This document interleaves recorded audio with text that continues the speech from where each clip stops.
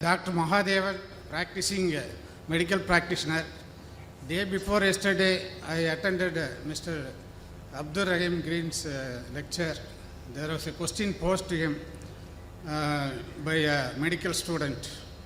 She asked about paradise. Those who practice Islam go to paradise and the rest of the people go to the hell.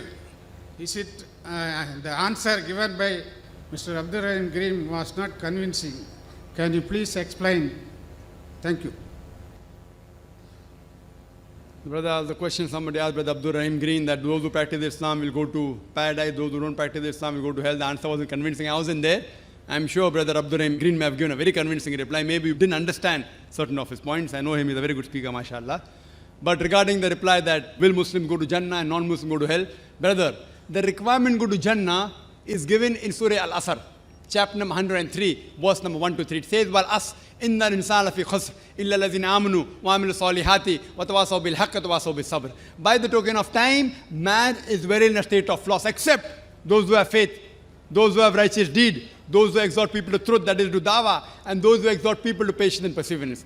The requirement for any human being to go to Jannah is 4 things. Iman, faith, what I discussed, pillars of Iman, righteous deed, exhorting people to truth, and exhorting people to patience and perseverance. If any one of these 4 is missing, under normal circumstances, you shall not go to Jannah.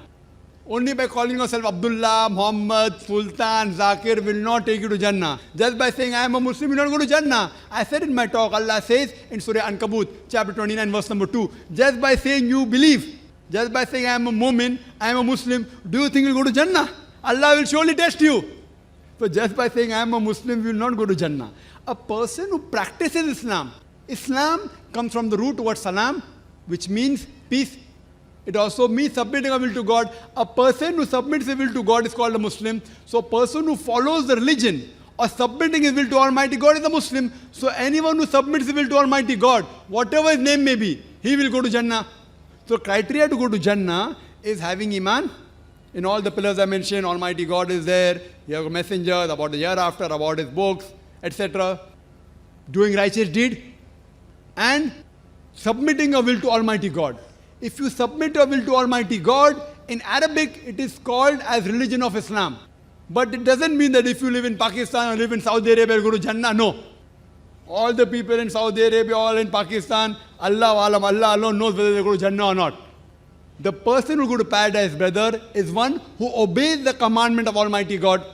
The person who obeys the commandment of Almighty God, and I discussed many in my talk, if you obey these commandments of Almighty God, just by name, calling yourself Muslim or Muhammad or Abdullah, that will not take you to Jannah. It is not compulsory to change your name. The name, Green, is not a Muslim name. So that doesn't mean you won't go to Jannah.